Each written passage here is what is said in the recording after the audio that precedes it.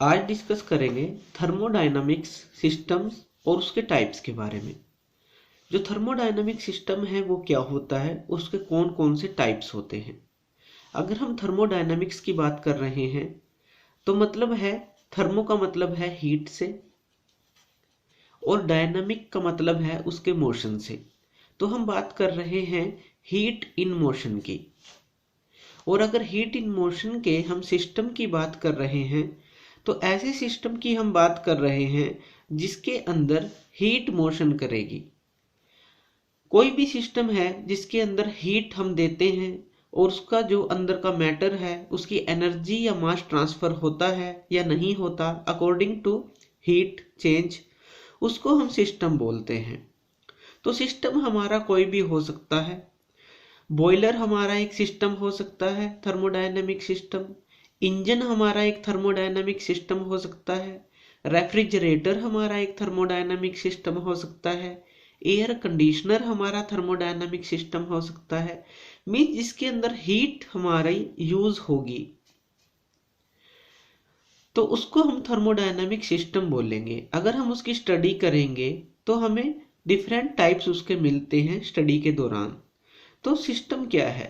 System हमारा एक कोई भी बाउंड्री है जिसके अंदर कोई मास है या मैटर है। मान लीजिए ये कोई बॉयलर है, ये बॉयलर है। तो ये जो है, ये इसकी बाहर की शेल है, ये इसकी बाउंड्री है। ये इसकी बाउंड्री है जो बाहर की शेल है। जो इसके अंदर मास है वो क्या है? वाटर। और उससे सराउंडिंग जो भी हमारा इन्वायरमेंट है, जो एनवायरनमेंट है वो है हमारी सराउंडिंग। ठीक है। तो जो सिस्टम है उसके अंदर क्या क्या चीजें होती हैं? सिस्टम खुद होता है, उसकी एक बाउंड्री होती है और जो आसपास सारा एनवायरनमेंट है वो सराउंडिंग होती है। तो ये तीन चीजों से मिलकर बनता है और इसके ऊपर स्टडी की जाती है अकॉर्डिंग टू इन तीनों चीजों के कि सराउंडिंग उसकी कैसी है। जो उसके अंदर मास है वो हम चेंज करते रह सकते हैं, उसकी बाउंड्री को भी हम चेंज करते रह सकते हैं उसकी स्टडी के लिए। तो ये एक थर्मोडायनामिक सिस्टम है। तो इसके कौन कौन से टाइप्स होते हैं जो थर्मोडायनामिक सिस्टम होता है? तो पहला जो टाइप है वो हम ले लेते हैं ओपन सिस्टम। ओपन सिस्टम है क्या? ओपन का मतलब सीधा है खुला, खुला सिस्टम जो ओपन होगा।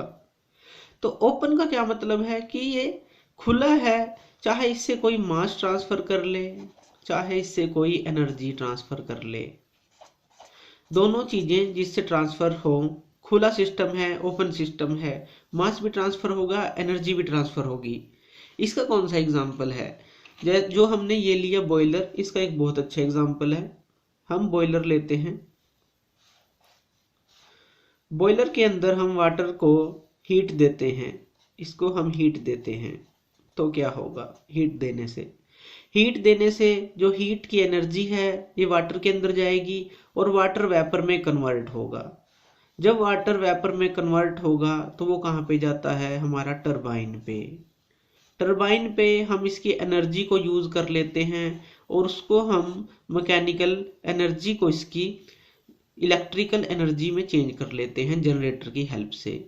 तो ये क्या है? ओपन सिस्टम है कि हमने वाटर को एनर्जी दी और इसकी एनर्जी को चेंज करके और इसके मास को हमने यूज करके उसका यूज किया हमने मैकेनिकल एनर्जी को बनाने में और इस मैकेनिकल एनर्जी को इलेक्ट्रिकल एनर्जी बनाने में। तो इसने हमें मास भी दिया जो वाटर का वेपर में चेंज हुआ और एनर्जी भी दी जो मैकेनिकल से इलेक्ट्रिकल में चेंज हुई। तो इस तरह का होता है ओपन सिस्टम। दूसरा है क्लोज्ड सिस्टम। क्लोज्ड सिस्टम क्या होता है? क्लोज्ड मीन्स बंद सिस्टम।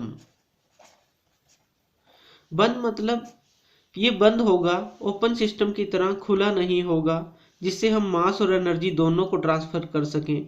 अगर बंद होगा अगर मान लीजिए मैं हम बॉयलर को बंद कर देता हूं तो क्या होगा? इसकी जो हीट है वो इसकी बाउंड्री को तो गर्म कर सकती है, लेकिन जो इसका मास है वेपर का वो बार बार यहीं पे टकराएगा इसकी दीवारों से और ठंडा होने के बाद इसी के अंदर आ जाएगा। उसको बोलते हैं क्लोज्ड सिस्टम, जो मास को ट्रांसफर ना करे लेकिन एनर्जी को वो ट्रांसफर कर सकता है। जैसे अभी हमने ये एग्जांपल लिया कि बॉयलर है, हम उसको हीट दें, इसके जो वाटर वेपर्स बने लेकिन वो यहाँ टकराएं और टकराने के बाद दोबारा से ठंडा होने के लिए इसमें आ जाएं या फिर इन दीवारों पे इकट्ठा हो जाएं, लेकिन ये गर्म वेपर इसकी बाउंड्री को हीट कर दें, तो एनर्जी ट्रांसफर तो हुई है जिससे ये हीट हुई है, लेकिन मास ट्रांसफर नहीं हुआ, तो इसको बोलते हैं क्लोज्ड सिस्टम। और जो थर्ड सिस्टम है वो कौन सा है? थर्ड सिस्टम है हमारा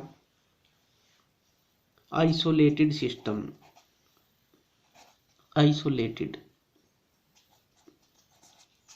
आइसोलेटेड सिस्टम कौन सा होता है?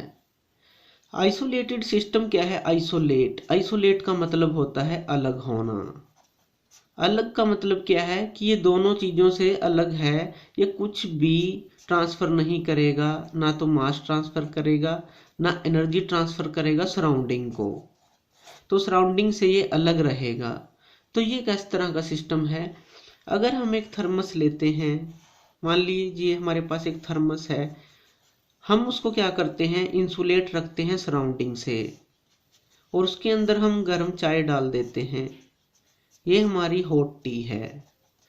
तो कुछ टाइम के लिए ये गर्म रहती है, 1 दिन के लिए, 2 घंटे के लिए, 4 घंटे के लिए, क्योंकि एक्यूरेट आइसोलेटेड सिस्टम हम नहीं बना सकते, इसका सिर्फ हम कुछ टाइम के लिए इस्तेमाल कर पा रहे हैं, तो इसको हम बोलते हैं आइसोलेटेड सिस्टम।